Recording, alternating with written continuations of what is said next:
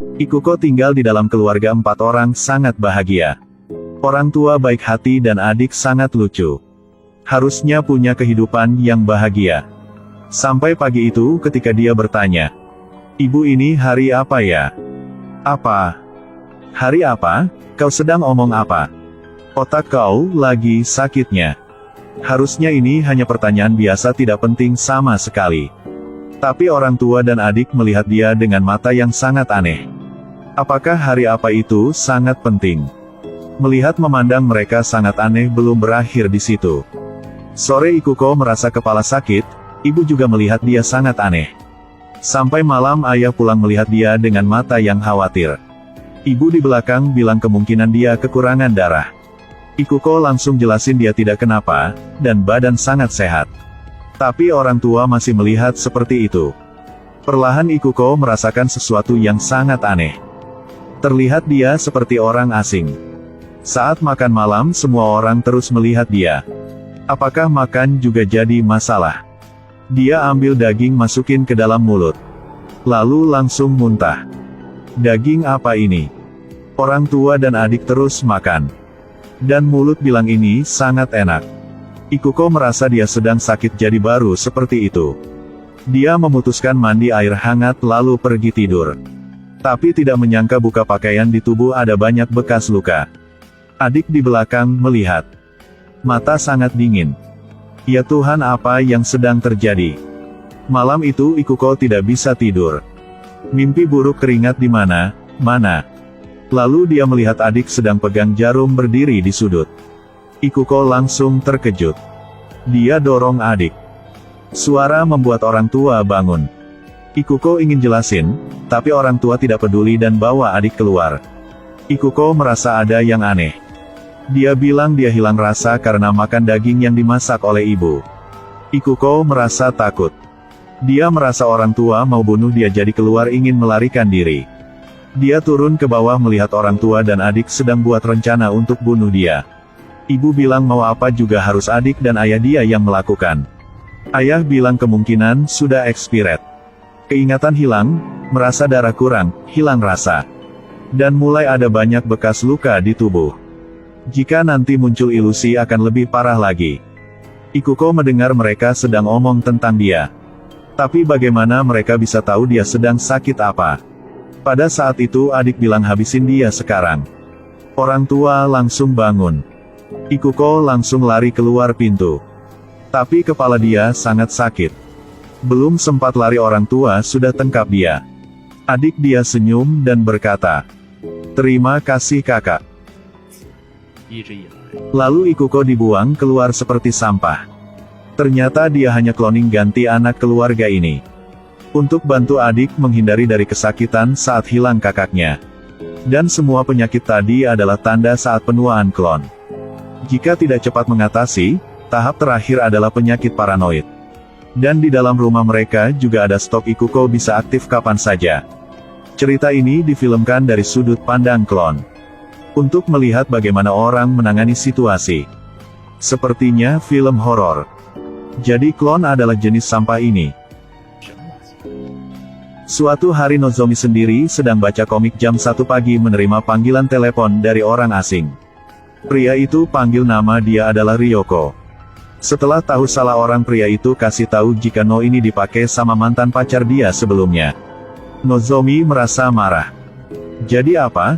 Salah No HP bukannya matikan ponselnya. Pria itu bilang mantan pacar dia sudah meninggal. 2 tahun yang lalu karena kecelakaan. Setiap hari dia akan mimpi ketemu mantannya. Dalam mimpi pacar suruh dia telepon. Nozomi mendengar itu tidak pikir apa dan bilang pria ini sudah gila. Dengan suara keras. Harus menghargai orang sudah meninggal. Pria itu katakan minta maaf duluan. Dan bilang tidak mau ganggu dia, tapi pria ini tidak punya pilihan lain. Karena dia tidak bisa melupakan mantan pacarnya. Jadi dia masih ada harapan. Berharap bisa mendengar suara mantan lagi. Setelah itu menangis. Nozimo perlahan kesentuh ke hati karena pria ini. Dia duduk dan mendengar pria ini cerita. Dia bilang akan menikah dengan pacarnya. Jika belum meninggal hari itu adalah hari mereka akan menikah. Nozomi ingin menghiburkannya.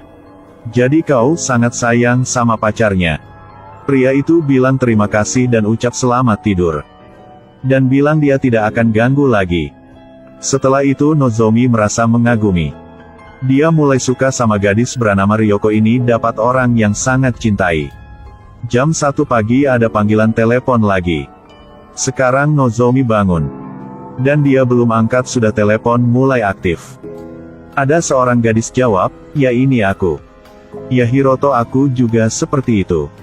Nozomi bangun coba melihat. Saat dia keluar ada seorang gadis di ruang tamu. Gadis itu tidak berdaya menjawab. Tidak ada cara lain? Karena sudah mati. Setelah itu tidak ada cara lain. Nozomi keluar, tidak ada wanita itu lagi. Tapi masih ada yang aneh terjadi. Jam 1 pagi ada suara panggilan telepon lagi. Nozomi terus berdiri di situ. Tentu saja pria itu panggil nama Ryoko lagi. Nozomi marah suruh dia jangan telepon lagi. Pria itu tanya dia kenapa. Nozomi tidak tahu harus omong apa. "Kau masih berani tanya saya kenapa? Pacar kau sudah cari ke rumah saya. Bukannya kalian sudah bicara dengan Kan?" Mendengar itu pria ini juga ngakui. "Apa yang jadi jangan telepon ke sini lagi."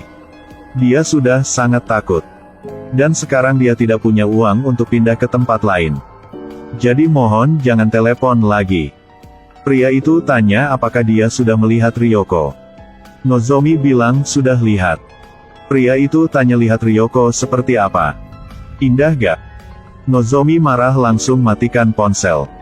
Ini bukan masalah pribadi, pria itu tidak peduli dengan kata-kata Nozomi. Dia butuh istirahat. Jam 1 hari keempat suara berdering muncul lagi. Nozomi tiba-tiba bangun.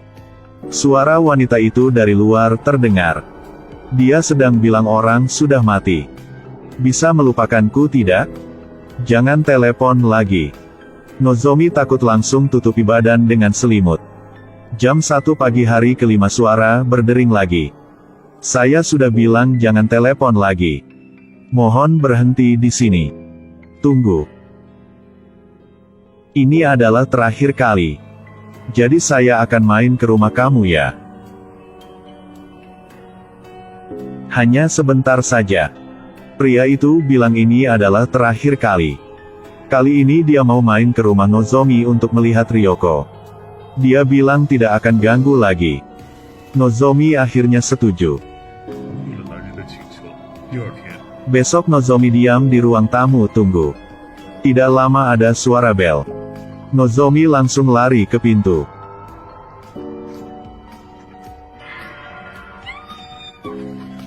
Wanita itu kasih tahu Nozomi kemungkinan Nozomi tidak akan percaya. Tapi harus mendengar semua dulu. Pertama, nama dia adalah Ryoko. Setiap hari dia mimpi. Pacar dia Hiroto akan panggil dia ke rumah Nozomi. Jadi dia menyelip ke rumah Nozomi. Tidak menyangka Ryoko angkat telepon dari pacar di rumah Nozomi. Dan kata-kata Ryoko dan pacar dia sangat berbeda. Ryoko bilang 2 tahun lalu yang meninggal adalah Hiroto.